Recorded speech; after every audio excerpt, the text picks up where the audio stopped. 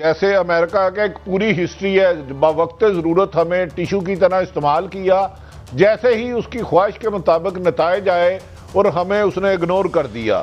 अब भारत हम पे अटैक करने की पोजीशन में है, मैं नहीं समझ। भारत हमारे ऊपर अटैक कर सकता है। इंटेलिजेंस बहुत ज्यादा आपको मिलने लग जाए और आपको पता ये चलाया जा सके कि अब कहाँ का क्या तैयारी हो रही, तो बहुत आपकी जो ना इसमें एक कमजोरी आ जाती। क्यों आया पाकिस्तान? वो पाकिस्तान क्यों नहीं आएगा? कोई और जगह है जिसको ज्यादा कॉन्टैक्ट्स, एक्सपर्टीज और नॉलेज है साउथ एशिया और सेंट्रल एशिया के बारे में?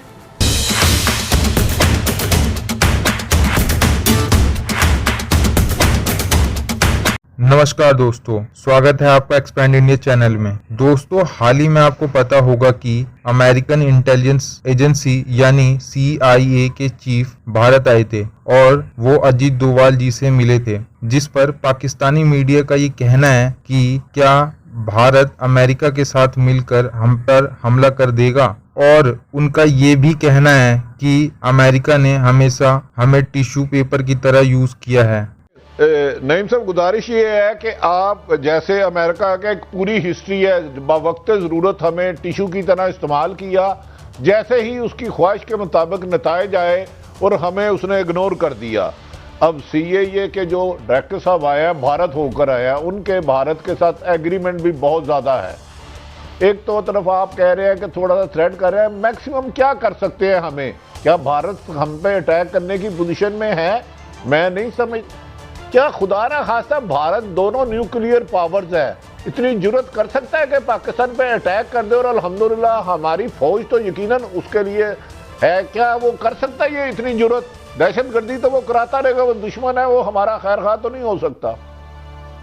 आप बिल्कुल आप सही कह रहे थे कि फुल फ्लैश अटैक के तो इम्कानात बहुत कम हैं, लेकिन जब एक सुपर पावर किसी एक साइड के साथ मिल जाए, अगर सुपर पावर भारत के साथ मिल जाए तो भारत हमारे ऊपर अटैक कर सकता है, और सुपर पावर हमारे साथ मिल जाए तो हम भी कर सकते हैं। उसकी वजह मैं आपको बताता हूँ कि ये जो म्यूचुअल डिस्ट्रक्शन के मामला होते हैं, इसमें जब इंटेलिजेंस बहुत ज़्यादा आपको मिलने लग जाए और आपको पता ये चलाया जा सके कि अब कहाँ का क्या तैयारी हो रही, तो बहुत आपकी जो ना इसमें एक कमजोरी आ जाती। तो ये मैं इसको रूल आउट कर रहा हूँ। मैं ये नहीं कह रहा कि कोई कन्वेंशनल अटैक कर सकता है भारत, उसकी इतनी हिम्मत नहीं होगी अल्लाह ताला के फजल करम से, लेकिन और उससे नीचे नीचे बहुत सारी चीज़ें करने की पहले भी करता रहा है हमारे साथ और होती भी रही है।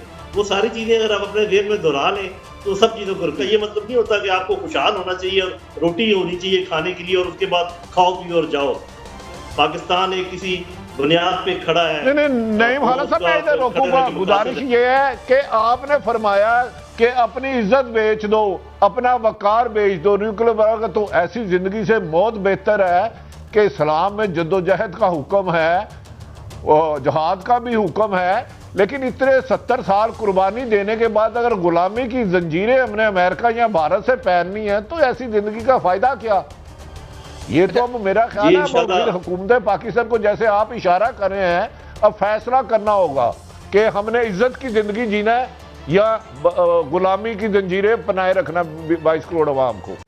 सर, CIA के चीफ जनरल कमर जावेद बाजवा से मिले। भारतीय मीडिया बहुत शोर मचा रहा है कि इंडिया में तो वो अजीत डोभाल से मिले, पाकिस्तान में सिर्फ मिलिट्री हुक्मरानों से मिले। ये मिलिट्री लीडरशिप छोटे छोटे दौर 1 महीने के अंदर नहीं गया है। ये क्यों आया पाकिस्तान?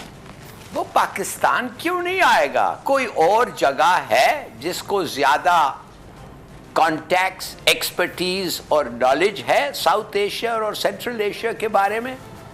हम तो मशहूर हैं उस लिहाज से, हमारे एजेंसीज और हमारे कॉन्टैक्ट्स वर्ल्ड फेमस। सब लोग कहता रहता है ना कि हम पाकिस्तान को आइसोलेट करेंगे। आइसोलेट तो वो हो रहे हैं, आइसोलेट तो ईरान हो रहा है, और कौन हो रहा है आइसोलेट? आप मुझे बताएं। We are in the thick of things, हमें सब लोग ये।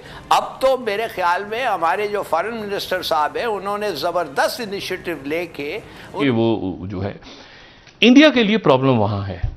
मैं अपनी इस बात को 1 साल से दोहरा रहा हूं कि प्रॉब्लम अफगानिस्तान नहीं है, लेकिन चूंकि आप आपका जहन उस तरफ, फौज की तरबियत ही ऐसी है ना, बिल्कुल जहन ही ऐसा है कि पाकिस्तान मतलब पाकिस्तान अचानक चीन धरना देके बैठ गया तो पता ही नहीं। अब वो थिएटर्स बन रहे हैं, फौज की तरतीबें नौ हो रही है, ये हो रहा है, फलां हो रहा है, क्योंकि जहन में क्या है, बलूचिस्तान को तोड़ना है, इधर करना है, इधर करना है, उधर पता चला कि वो आपका कुछ सिस्टम। अब आप सोच रहे हैं कि यार चाइना के अगेंस्ट हम जंग लड़नी है तो क्वाड बनेगा, तो हम फौज को दोबारा अरसर नौ, मतलब कभी two front war, two front war मतलब मिनी फ्रंट वॉर भी नहीं छेड़ सकते, टू फ्रंट है ही नहीं वॉर। अगर फ्रंट खुलेंगे तो बेशुमार फ्रंट खुलेंगे, टू फ्रंट नहीं है।